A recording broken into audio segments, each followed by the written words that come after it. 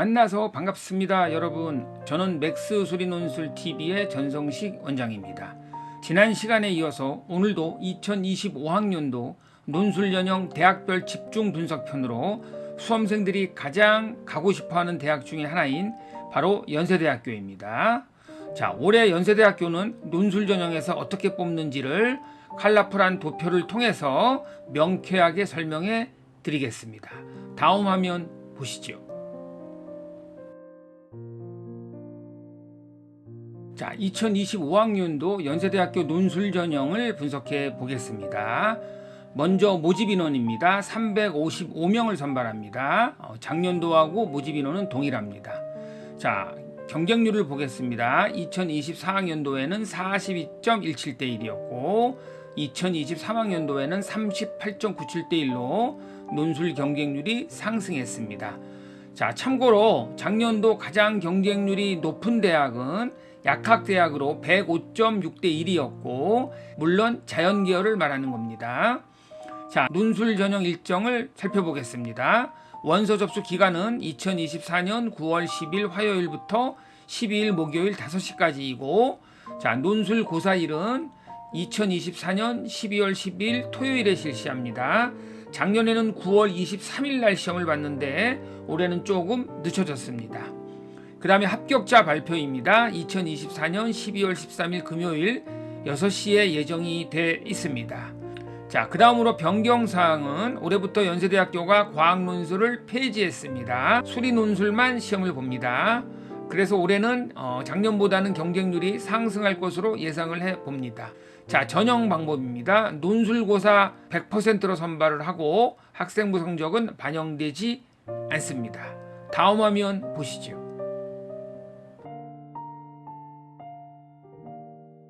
자, 2025학년도 연세대학교 논술전형 자연계열을 한번 분석해 보겠습니다. 수능 최저학력 기준은 없습니다. 그래서 누구나 지원 가능한 대학이지만 아무나 붙기는 조금 어려운 대학입니다. 자, 그 다음에 대학에서 제시한 논술 유형 및 출제 의도를 여러분들이 한번 읽어보시고, 자, 연세대학교는 반드시 수학 1등급이 지원을 해야 합격률을 더 높일 수 있고 2등급인 학생들은 가능하면 지원하지 않는 게 바람직할 것 같습니다. 자, 연세대학교는 주로 대표적으로 추론 능력 문제를 많이 출제하고 또 증명 문제도 출제하기도 하고 또 경우의 수를 분류해서 카운팅하거나 일반화시키는 문제도 자주 출제하기도 합니다. 그래서 어떤 내용이 출제될지 예상하기 참 힘든 대학 중에 하나이고, 그 다음에 수능 스타일과 다른 우리가 익숙하지 않는 그런 문제 스타일도 자주 출제하는 편입니다. 자, 그 다음에 작년도 출제됐던 내용들은 뒤에서 자세히 살펴보기로 하고, 자, 논술 답안에 불합격 처리 규정이 있습니다. 검정색 이후에 다른 색 필기구로 답안을 작성할 경우 불합격 처리된다고 나와 있고, 답안지에 본인을 알릴 수 있는 내용을 기재한다든지, 그 다음에 질문 내용과 전혀 관계없는 내용을 작성한다든지 하는 경우에는 불합격 처리 규정을 정해 놨습니다. 자, 그 다음에 논술 시험 장소가 아직 공지가 안 됐는데 10월 8일 화요일 5시에 입학처 홈페이지에서 공지를 한다고 하니까 여러분들이 꼭 들어가셔서 확인하시기 바라겠습니다. 다음 화면 보시죠.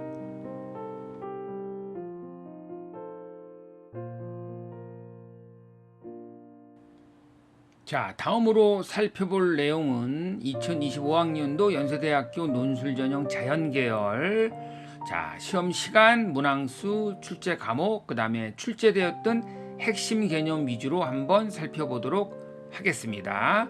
자, 시험 시간은 90분으로 줄었습니다. 올해 연세대학교가 과학논술을 폐지하는 바람에 시간이 90분으로 줄었고 작년에는 150분이었습니다. 그래서 과학논술과의 시간 안배에도 상당한 부담이 있었던 것도 사실입니다. 올해는 수리논술만 실시하기 때문에 어쨌든 그런 부담은 상당히 줄어들었습니다. 그 다음에 문항수로는 수리논술만 6문항을 출제하고 소문항도 있습니다. 자, 연세대학교는 간단한 조건만 주어지고 제시문은 거의 없는 형태로 출제가 됩니다. 자, 출제 과목은 논술 전형 실시 대학 중에서 가장 폭넓게 잡아놨습니다. 아마 올해도 확률 통계와 기하에서 출제가 될 것 같고, 자, 출제 과목을 이렇게 폭넓게 잡은 의미는 아마 고등학교 전반적인 과정에서 골고루 출제하겠다는 의미로 해석을 하시면 될 것 같습니다. 자, 연세대학교는 난이도가 그래도 예전에 비해서는 조금 쉬워지는 추세이긴 하지만 아직도 난이도가 상당히 높은 학교 중에 하나입니다. 자, 출제됐던 내용들을 한번 살펴보겠습니다. 작년과 재작년 역시 미적분을 포함해서 확통과 기하에서 출제가 되었고, 제가 2024학년도 연세대학교 논술 문제를 한번 풀어봤습니다. 조금 더 자세히 한번 출제됐던 내용들을 분석해 보겠습니다.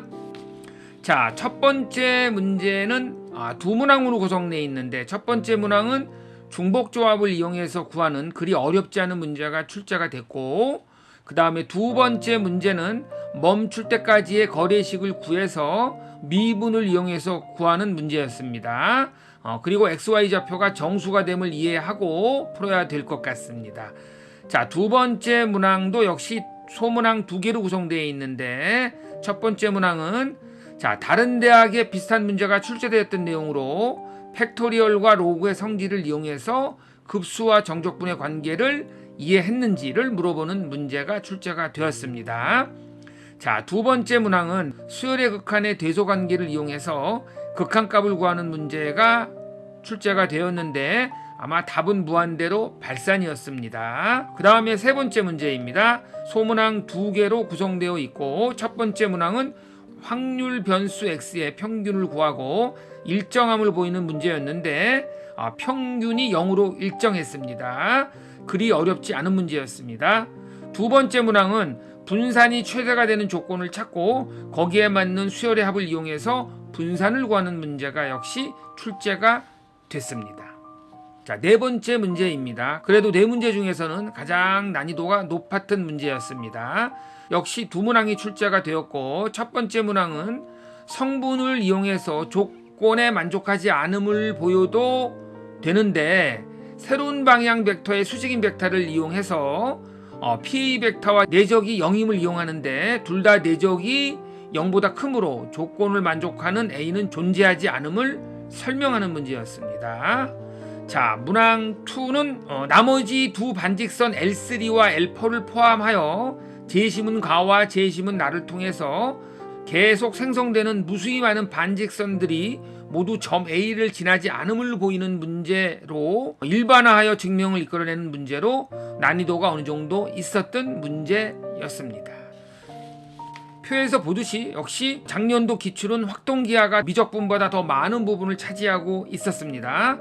그래서 아마 2025학년도에도 확통과 기하에서 반드시 출제되리라 예상을 해봅니다. 그래서 연세대를 지원하는 학생들은 확통과 기하 부분을 철저히 공부를 해 두셔야 될 것 같습니다. 자, 다음 화면 보시겠습니다.